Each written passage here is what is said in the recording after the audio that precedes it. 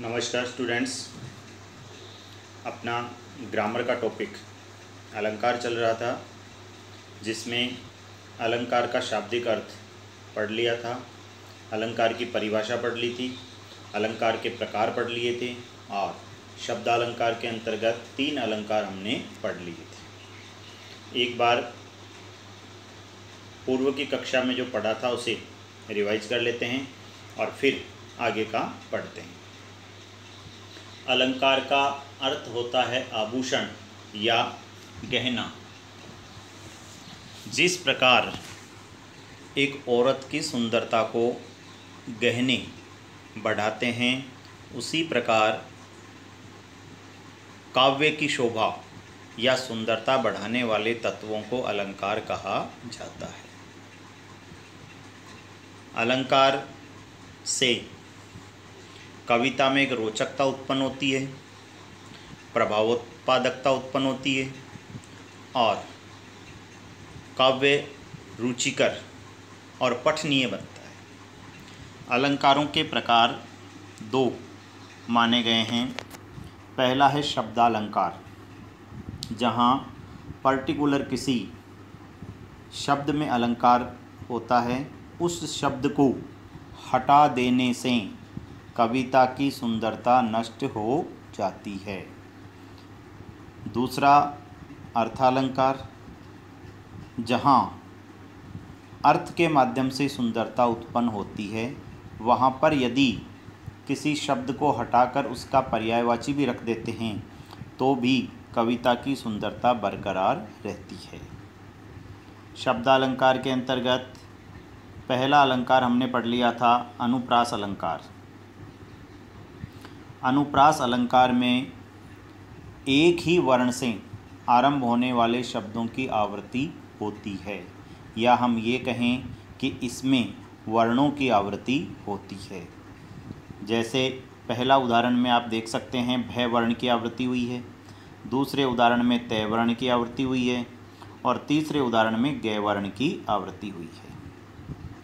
अनुप्रास के भेदों के बारे में यदि चर्चा करें तो इसके भेद हैं छेकानुप्रास, वृत्त्यनुप्रास, श्रुत्यनुप्रास, अंत्यनुप्रास और लाटानुप्रास।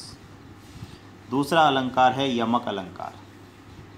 इसमें कविता में कोई शब्द 2 या 2 से ज़्यादा बार आता है और हर बार उसका अर्थ भिन्न निकलता है। पहला उदाहरण था कनक कनकते सोगुनी मादकता अधिकाय, या खाए बोराय जगवा पाए पौराय। इसमें कनक शब्द की आवृत्ति हुई है। ठीक है। तीसरा अलंकार हमने श्लेष पढ़ लिया था, जिसमें शब्द तो एक ही बार आता है लेकिन प्रसंग के अनुसार उस एक शब्द के अर्थ अनेक निकलते हैं, वहाँ पर श्लेष अलंकार होता है। आज हम पढ़ेंगे अर्थालंकार। अर्थालंकार में काव्य में जहाँ अलंकार की सुंदरता अर्थ में निहित हो, वहाँ अर्थालंकार होता है। इन अलंकारों में कविता में प्रयुक्त किसी शब्द के स्थान पर उसका पर्याय या समानार्थी शब्द रखने पर भी चमत्कार बना रहता है। स्टूडेंट्स, अर्थालंकार के अंतर्गत उपमा, रूपक, उत्प्रेक्षा और विरोधाभास, ये 4 अलंकार हम पढ़ेंगे और एक उदाहरण अलंकार पढ़ेंगे, वो अलग से पढ़ेंगे। ये आपके सिलेबस में है। अतिशयोक्ति, अन्योक्ति, संदेह और भ्रांतिमान विभावना, ये आपके सिलेबस में नहीं है। तो देखिए, उपमा, रूपक, उत्प्रेक्षा, विरोधाभास, ये 4 तो अपन इस वीडियो में पढ़ेंगे और एक आपको अलग से उदाहरण अलंकार पढ़ाया जाएगा। पहला अलंकार है अर्थालंकार के अंतर्गत उपमा अलंकार। उपमा अलंकार में किसी एक व्यक्ति या वस्तु की समानता दूसरे व्यक्ति या वस्तु में बताई जाती है।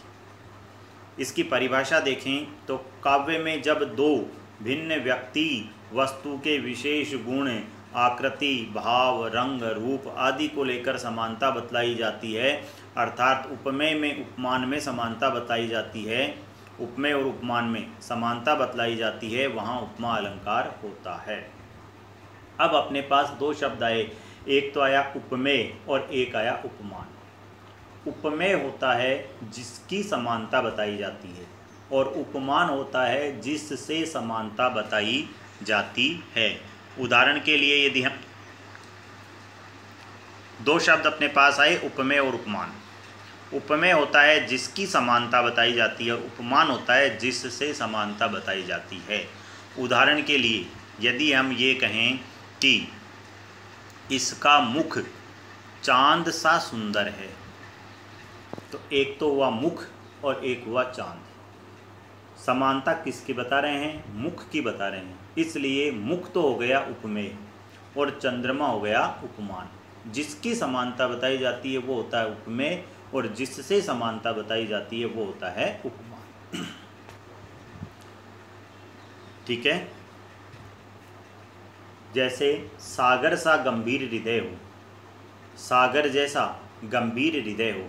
अब इसमें देखो, हृदय तो है उपमेय और सागर है उपमान। उपमा के 4 अंग होते हैं, 4 पार्ट होते हैं। पहला है उपमेय, दूसरा है उपमान, तीसरा है समान धर्म जिसे साधारण धर्म भी कहा जाता है, और चौथा है वाचक शब्द। जिस उदाहरण में चारों अंग पाए जाते हैं वहाँ पर पूर्णोपमा होती है, यानी चारों अंग वहाँ मौजूद है, पूर्ण उपमा है। और यदि इनमें से कोई एक अंग लुप्त होता है तो वहाँ पर लुप्तोपमा होती है। ठीक है, आपको याद रखने हैं उपमा के 4 अंग, उपमेय, उपमान, समान धर्म और वाचक शब्द। अब देखिए अपने पास ऊपर एक उदाहरण है, सागर सा गंभीर हृदय हो। इसमें मैंने आपको बताया उपमेय है हृदय, उपमान है सागर। ठीक है।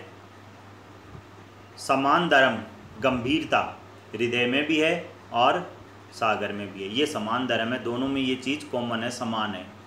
और वाचक शब्द जो उपमेय उपमान को जोड़ता है, यानी सा जो है ये वाचक शब्द है। इसमें उपमा के चारों अंग मौजूद है, यानी यहाँ पर पूर्ण उपमा है। ठीक है। उपमा के कितने अंग बताए? 4। उपमेय जिसकी समानता बताई जाती है, उपमान जिससे समानता बताई जाती है, समान धर्म जो उपमेय उपमान में समान रूप से पाया जाता है, और वाचक शब्द जो उपमेय उपमान को जोड़ता है वो वाचक शब्द होता है। वाचक शब्दों में अपन देखेंगे सा, से, सी, सम, सरिस, सदृश, तुल्य, जिमी, ये जो सारे के सारे हैं ये उपमावाचक शब्द हैं। अब देखिए इसके उदाहरण, पीपर पात सरिस मन डोला। पीपर पात का मतलब होता है पीपल का पत्ता, सरिस यानी जैसे, मन डोलना।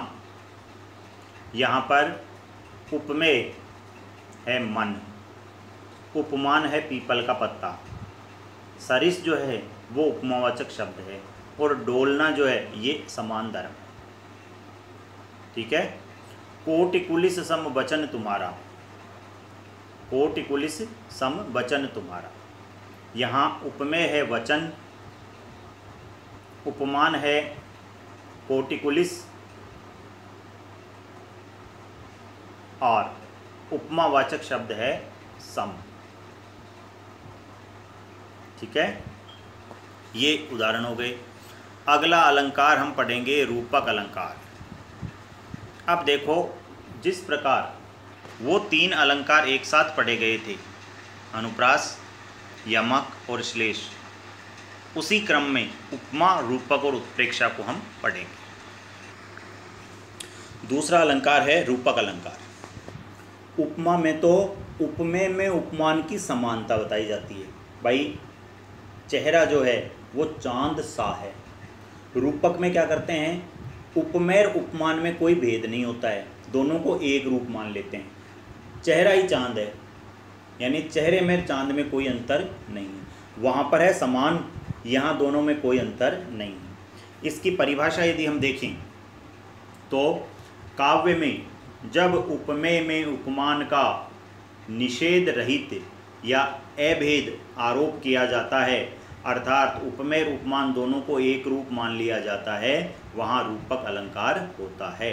इसका विश्लेषण करने पर उपमेय उपमान के मध्य रूपी वाचक शब्द आता है। जैसे अंबर पनघट में डूबो रही तारा घट उषा नागरी, अंबर रूपी पनघट, तारा रूपी घट, उषा रूपी नागरी। जब इसका विग्रह करते हैं, विश्लेषण करते हैं, तो रूपी शब्द प्रयुक्त होता है। ठीक है, ये आपके रूपक अलंकार हो गया। इसका एक उदाहरण देखिए, अवधेश के बालक चारि सदा, तुलसी मन मंदिर में विहरे। मन रूपी मंदिर, यहाँ पर रूपक अलंकार है। तीसरा अलंकार है जो है उत्प्रेक्षा अलंकार। काव्य में जब उपमेय में उपमान की संभावना की जाती है तथा संभावना हेतु जनु, मनु, जानो, मानो आदि में से किसी उत्प्रेक्षावाचक शब्द का प्रयोग किया जाता है, वहाँ उत्प्रेक्षा अलंकार होता है। एक बार फिर से देखिए, उपमा में उपमेय में उपमान की समानता बताई जाती है। रूपक में उपमेय उपमान को एक रूप माना जाता है, और उत्प्रेक्षा में उपमेय में उपमान की संभावना, पॉसिबिलिटी बताई जाती है, भाई ऐसा हो सकता है। एक ही उदाहरण के माध्यम से देखिए, उसका चेहरा चांद सा सुंदर है, ये तो है उपमा। उसका चेहरा चांद है, ये हो गया रूपक। और उसका चेहरा है मानो चंद्रमा, ये हो गया उत्प्रेक्षा। वहाँ समानता बताई जाती है, रूपक में दोनों को एक रूप बताया जाता है, और उत्प्रेक्षा में उपमेय में उपमान की संभावना बताई जाती है।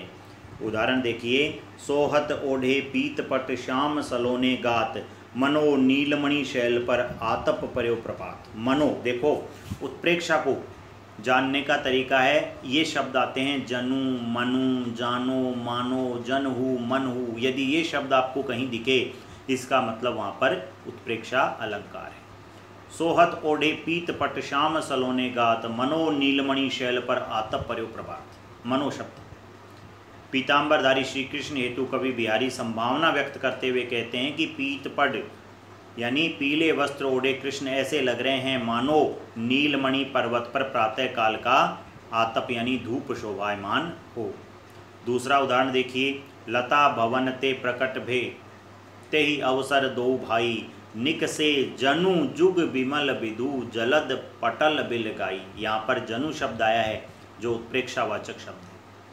आगे देखिए, मोर मुकुट की चंद्रकनी, त्यों राजत नंद नंद, मनु शशि शेखर को अकस, किए शेखर शतचंद। यहाँ पर भी मनु शब्द आया है, इसलिए उत्प्रेक्षा अलंकार है। स्टूडेंट्स, अपन ने काव्य खंड में एक पाठ पढ़ा था बिहारी। अलंकारों की दृष्टि से सबसे समृद्ध यदि कोई पाठ है तो बिहारी वाला पाठ है। उसमें आपको श्लेष अलंकार के उदाहरण मिलेंगे, उसमें आपको उत्प्रेक्षा अलंकार के उदाहरण मिलेंगे, उसमें आपको उपमा अलंकार के उदाहरण मिलेंगे, उसमें आपको उदाहरण अलंकार के भी उदाहरण मिलेंगे। तो सबसे यदि कोई समृद्ध अपना पाठ है सृजन में, तो वो है बिहारी का पाठ। अब देखिए, एक अलंकार और बचा है जो आपको अलग से पढ़ाएंगे। अब यहाँ से प्रश्न कैसे बनते हैं? प्रश्न बनते हैं, यमक और श्लेष अलंकार में अंतर उदाहरण के साथ बताओ। यमक अलंकार में किसी शब्द की आवृत्ति 2 या 2 से अधिक बार होती है तथा प्रत्येक बार उसका अर्थ भिन्न होता है, जबकि श्लेष अलंकार में किसी एक ही शब्द के प्रसंगानुसार 1 से अधिक अर्थ निकलते हैं। ये एक उदाहरण आ गया यमक का, और दूसरा आ गया श्लेष का। उसी प्रकार उपमा और रूपक अलंकार का भेद उदाहरण के साथ पूछ लिया जाता है। ठीक है, अब इसमें आपको प्रश्न उत्तर क्या करने हैं वो मैं अभी बताऊंगा। ये आपके 6 अलंकार हो गए हैं। शब्दालंकार में 3 अलंकार पढ़े, अनुप्रास, यमक और श्लेष। अनुप्रास में वर्णों की आवृत्ति हो रही है, यमक में शब्दों की आवृत्ति हो रही है, अर्थ अलग निकल रहा है, और श्लेष में शब्द एक बार आता है और उसके अर्थ प्रसंग के अनुसार अलग अलग होते हैं। अर्थालंकार में 3 अलंकार पढ़े, उपमा, रूपक और उत्प्रेक्षा। उपमा में उपमेय में उपमान की समानता बताई जाती है, रूपक में उपमेय उपमान को एक रूप मान लिया जाता है, और उत्प्रेक्षा में उपमेय में उपमान की संभावना बताई जाती है। अर्थालंकार के तीनों उदाहरण पढ़ने के लिए आपको उपमेय उपमान को जानना जरूरी है। उपमेय वो होता है जिसकी समानता बताई जाती है, और उपमान वो होता है जिससे समानता बताई जाती है। धन्यवाद।